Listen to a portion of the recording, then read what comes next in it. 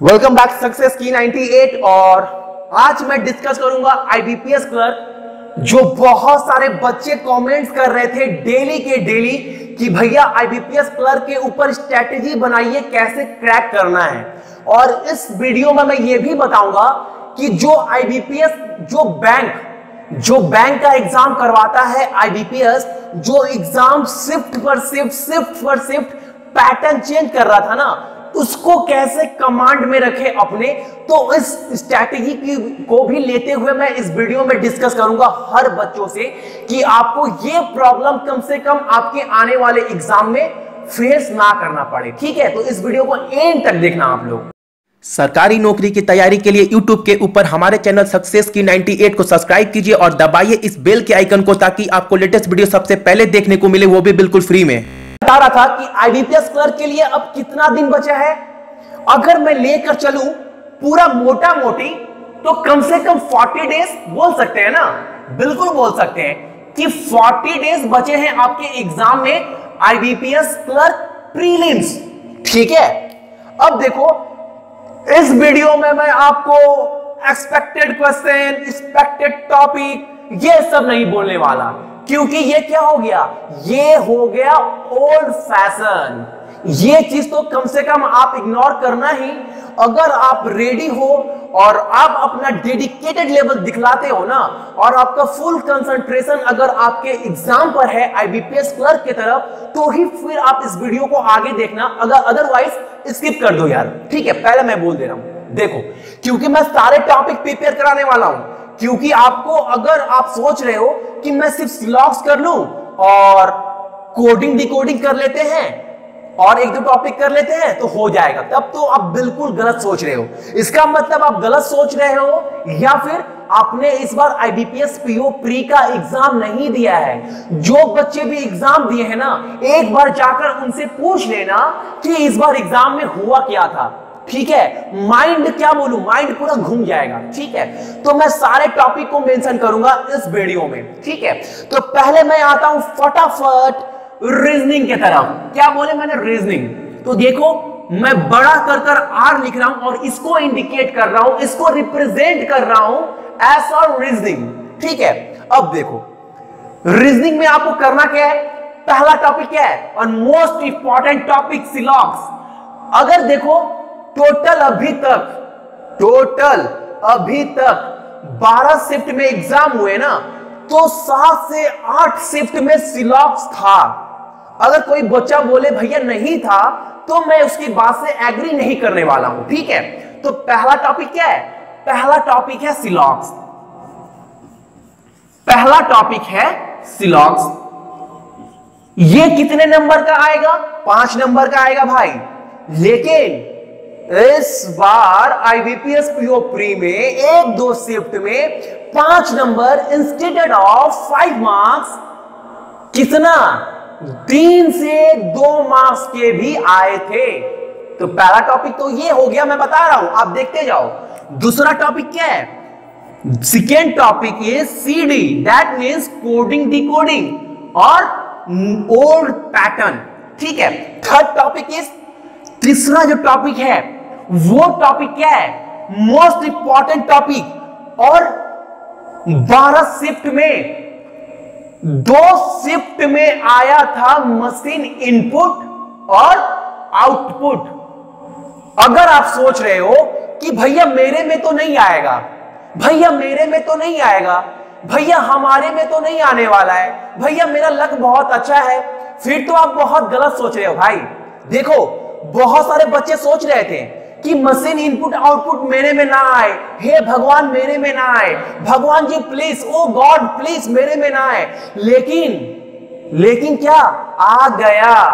अब क्या हुआ, मैं बहुत सारे बच्चों का कमेंट्स पढ़ रहा था, मशीन इनपुट आउटपुट के वजह से उनका एग्जाम खराब हो गया, क्योंकि in comparison to syllogisms, coding decoding, inequalities, machine input output थोड़ा टॉपिक क्या है, थोड़ा लेवल अलग है।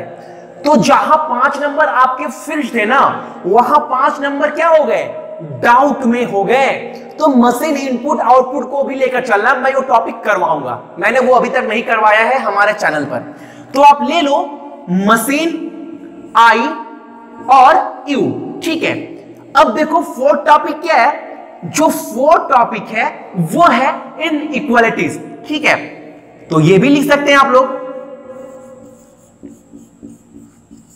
अब जो टॉपिक है हमारे पास फिफ्थ टॉपिक में क्या बोलूंगा, ब्लड रिलेशन प्लस डायरेक्शन।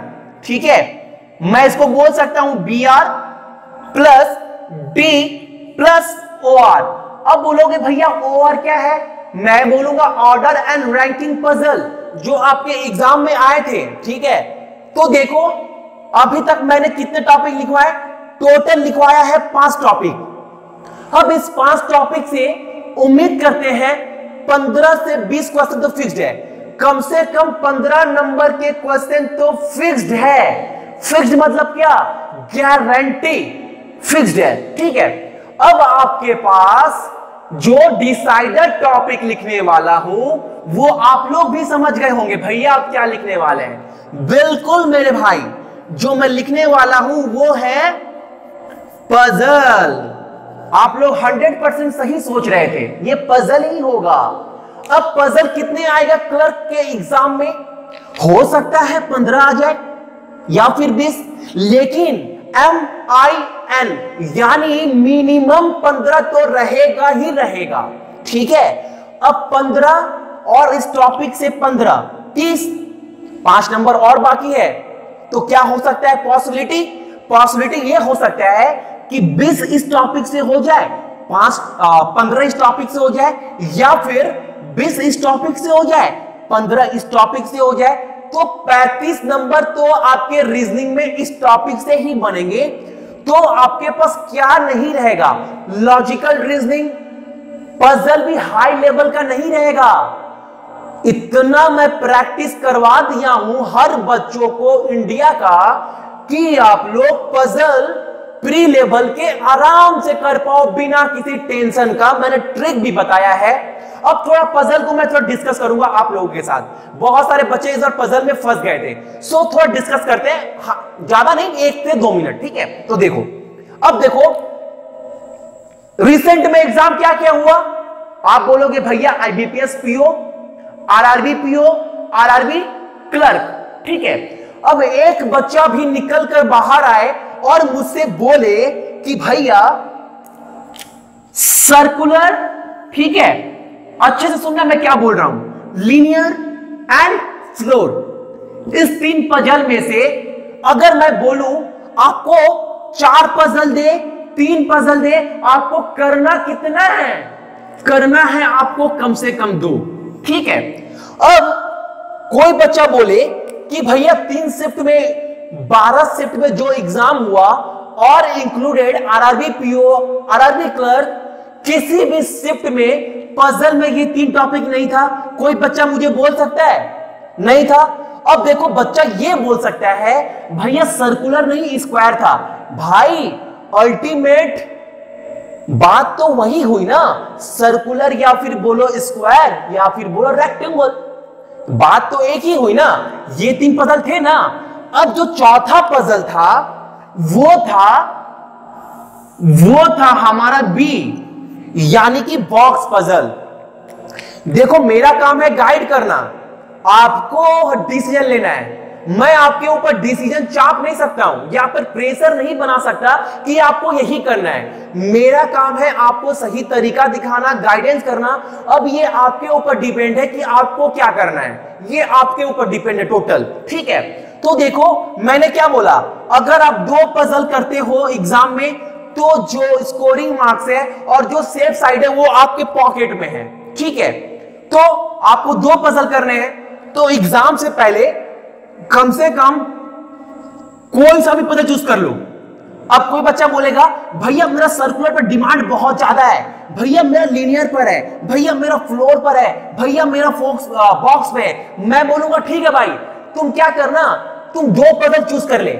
मैं बोलूंगा तुम 2 पजल चूज कर ले इसमें से, और इसी 2 पजल को प्रैक्टिस इतना कर कि एग्जाम में तुमको क्या प्रॉब्लम फेस ना करना पड़े। ठीक है, ऐसा नहीं है कि आप सारे पजल प्रैक्टिस कर रहे हैं फिर तो फंस जाएंगे यार। और एग्जाम में अगर आप 2 पजल कोई चूज पहले से करते हो ना और वही जाकर अटेम्प्ट करते हो, आपकी प्रैक्टिस अच्छी है तो आप वो कर लोगे। पजल इतना लेवल भी हाई नहीं आ रहा है, थोड़ा ट्रिकी आ रहा है। आपको लगता है अगर आप कोई पजल की प्रैक्टिस 50 बार किए हो तो आप फंसने वाले हो? बिल्कुल नहीं फंसोगे। तो 2 प्रैक्टिस करनी है पजल की अच्छे से, ठीक है।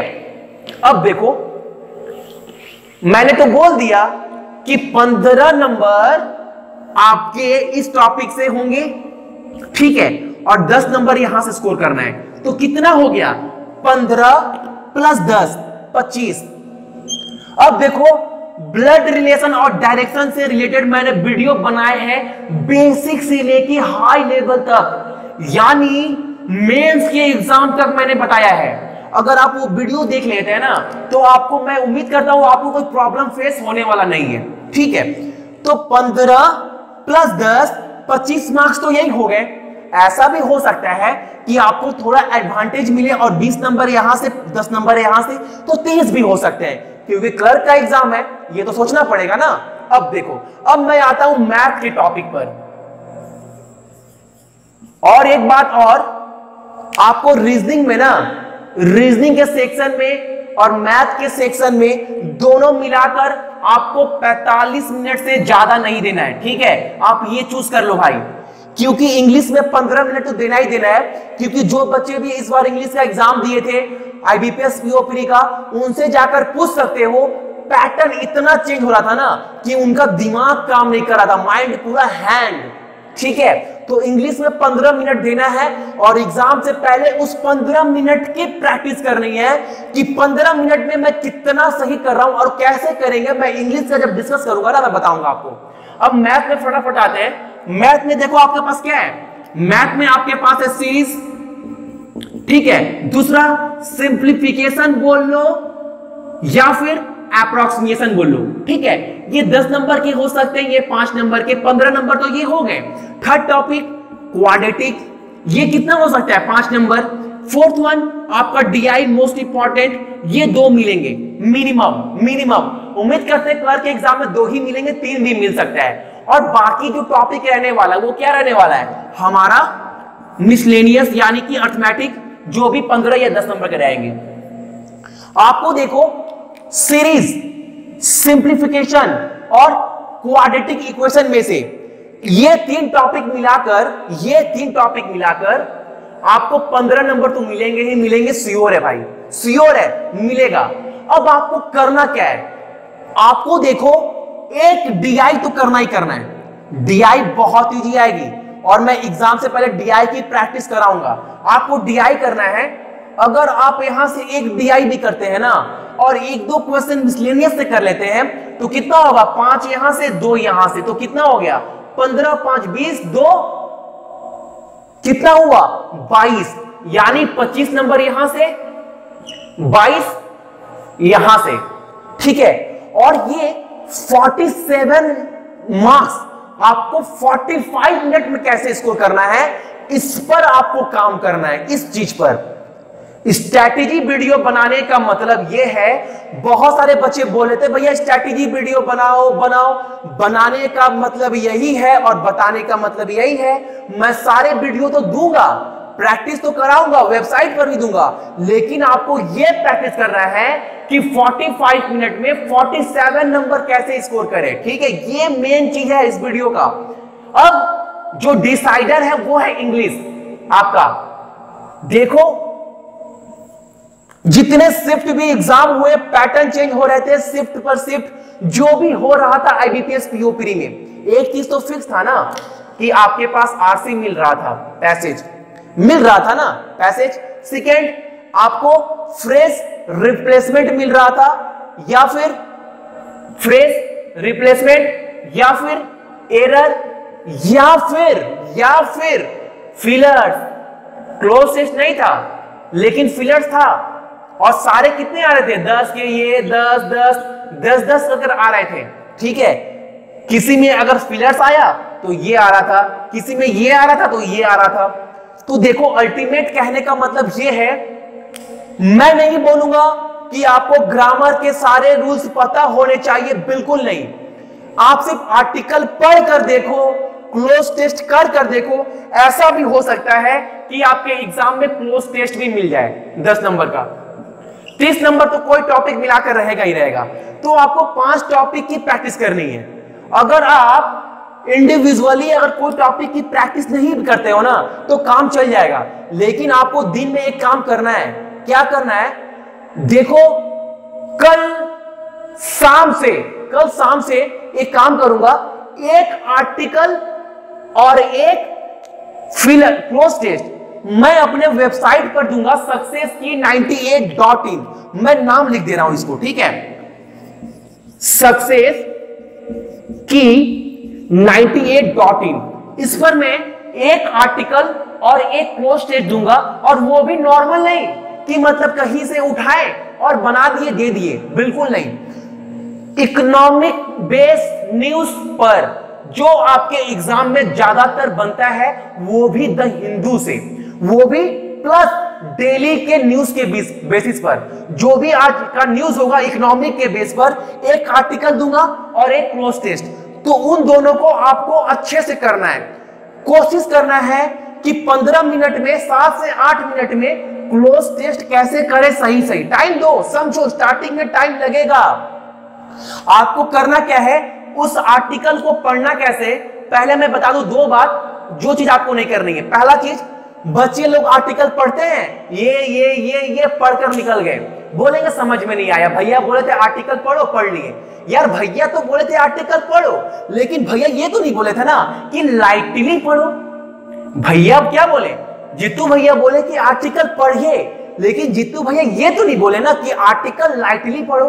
भैया क्या बोल रहे हैं? भैया ये बोल रहे हैं कि आप आर्टिकल पढ़िए, लेकिन उस आर्टिकल का थीम को समझते हुए, ठीक है? आपको पहला दिन आर्टिकल का थीम समझने में 15 मिनट, 20 मिनट, 25 मिनट लगे, लगाओ यार। 10 दिन, 15 दिन, 40 दिन टाइम है। अगर आप 40 आर्टिकल पढ़ लेते हैं ना, विश्वास मानिए यार, 10 आर्टिकल पढ़ने के बाद ना आपकी इंग्लिश पढ़ने की स्पीड, समझने का मतलब जो कंसेप्ट है ग्रैब करने का, वो बहुत इंक्रीज होगा यार। ये देखो, मैं बता नहीं रहा हूं, ये रियलिटी है। ये बहुत सारे बच्चों के ऊपर टेस्ट किया गया है, जो बच्चे भी बहुत वीक थे इंग्लिश में, और वो कट ऑफ क्लियर किए हैं बस इतना कर हमारे चैनल से ही, ठीक है? स्टेट बैंक ऑफ इंडिया का इधर मैं बता दे रहा हूं आप लोगों को। तो आपको करना क्या है, डेली एक आर्टिकल पढ़ना है इंटरेस्ट लेते हुए, और आर्टिकल में सिर्फ आपको ये करना है, आर्टिकल पढ़ लिए और उसका पूरा थीम समझ लिए, ठीक है? दूसरा काम, आपको वो क्लोज टेस्ट डेली अटेम्प्ट करना है, डेली। आप देखो क्लोज टेस्ट का तरीका क्या है करने का, आप YouTube में सर्च मारना क्लोज टेस्ट successkey98। मैंने हर वीडियो में बताया क्लोज टेस्ट का कि करना कैसे है। आप वो तरीका सीख लो, क्लोज टेस्ट करना कैसे, उसके बाद आपको डेली जाकर वेबसाइट पर वो अटेम्प्ट करना है, ठीक है? तो इंग्लिश के लिए 2 काम करना है, एक आर्टिकल और एक क्लोज टेस्ट। इतना करो, इंग्लिश का इतना प्रैक्टिस हो जाएगा ना, इतना हैबिट, इतना कमांड में आ जाएगा कि आपको कुछ करना नहीं है। अब देखो, जिन बच्चों का सारा टॉपिक क्लियर है इंग्लिश छोड़कर, मैं बोलूंगा भाई RRB PO, RRB clerk, IBPS PO pre का एग्जाम दिए तो कंसेप्ट तो अल्टीमेट क्लियर है ही। तो एक काम करो, कल से आप डेली एक स्पीड टेस्ट लगाओ। अब बहुत सारे बच्चे बोलते हैं भैया किसका दे, किसका दे, किसका दे, किसी का भी दो, किसी का भी दो। मैं अब नहीं बोलूंगा कि आप उसका दो, किसी का भी दो स्पीड टेस्ट। बस आप ये कोशिश करो कि 15 मिनट इंग्लिश के लिए अलग निकाल दे, ठीक है? अब बहुत सारे स्पीड टेस्ट ऐसे हैं जो अपना पजल बहुत हाई लेवल का देते हैं, तो ऐसा बिल्कुल नहीं है कि पजल बहुत हाई लेवल का है तो एग्जाम में वही पजल आएगा। बस आपका मेन फोकस ये होना चाहिए कि आप इंग्लिश को कैसे टैकल करें। और बाकी मैं तो डेली वीडियो में पजल जो भी है मैं ला ही रहा हूं, क्योंकि मैंने जितने पजल भी दिए थे सारे पजल उसके अंदर से ही था। तो बस आपको इसके ऊपर वर्क करना है और अच्छे से करना है। मेन वीडियो का जो मोटो था, मोरल है, वो ये है 45 मिनट में रीजनिंग और मैथ, स्कोर 47। देन जो 15 मिनट लेफ्ट है वो क्या वर्क करना है, टोटल वर्क करना है आपको इंग्लिश, ठीक है? सो इस चीज को अच्छे से देखो और तैयारी अच्छे से करिए एग्जाम के लिए। So best of luck everyone.